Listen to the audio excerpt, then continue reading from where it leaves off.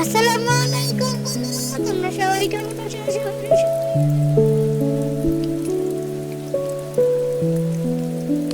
তো বন্ধুরা, আমি আজকে তোমাদের 60 পেজের বর্ণনামূলক প্রশ্ন পালাও তো কতটা ভিডিওতে চলে যাও। তো আমি এখন লিখবো না, আমি কোপাইলটকে পড়বো।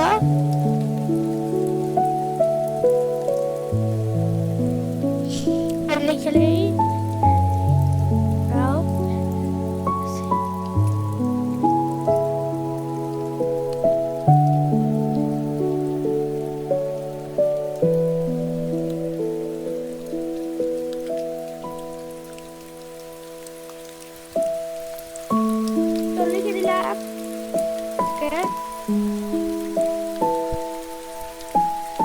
লিখে দিছে সূর্য কি বোঝায়, ওই কথাটি ব্যাখ্যা করো। সূর্য পৃথিবীর সব ধরনের শক্তির প্রধান মূল উৎস। সূর্য থেকে আমরা আলো ও তাপ পাই, যা উদ্ভিদ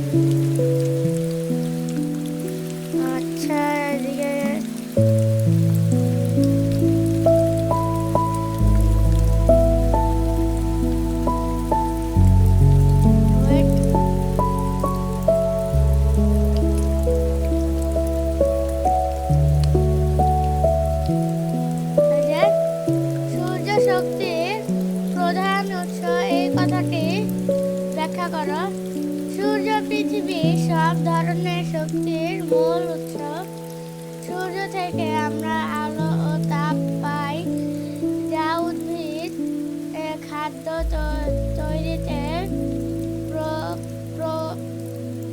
প্রকাশ সংশ্লেষণ, বায়ু প্রবাহের সৃষ্টি এবং জীবন জগতে শক্তি উৎপাদনে সাহায্য করে। তাই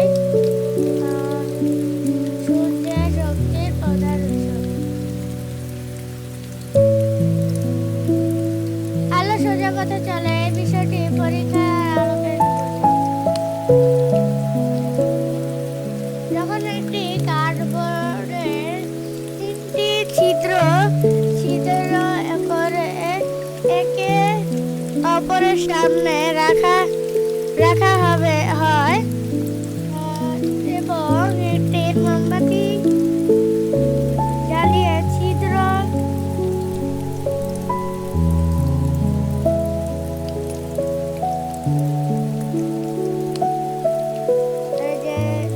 ছিদ্রগুলোর মধ্যে দিয়ে দেখা যায়, তখন আলো দেখা যায়। কিন্তু যদি কোনো একটি ছিদ্র বন্ধ করে দেয়, তা আলো দেখা যাবে না। এতে বোঝা যায় আলো সোজা পথে চলে।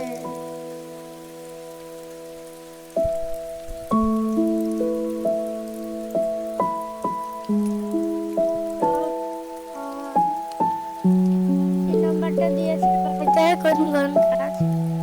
কাজের নাম: পাখা চালানো, রান্না করা, ফ্রিজ চালানো, আলো জ্বালানো, কাপড় ইস্ত্রি করা। বৈদ্যুতিক শক্তি: গ্যাস শক্তি, বৈদ্যুতিক শক্তি, বৈদ্যুতিক শক্তি, বৈদ্যুতিক শক্তি। তো বন্ধুরা, আমি এর পরের ভিডিওতে তোমাদের বলের ধারণ করাবো। তো আমার আজকের ভিডিও ছিল এই পর্যন্ত। তোমাদের এতক্ষণ দেখার জন্য সবাইকে ধন্যবাদ এবং আসসালামু আলাইকুম।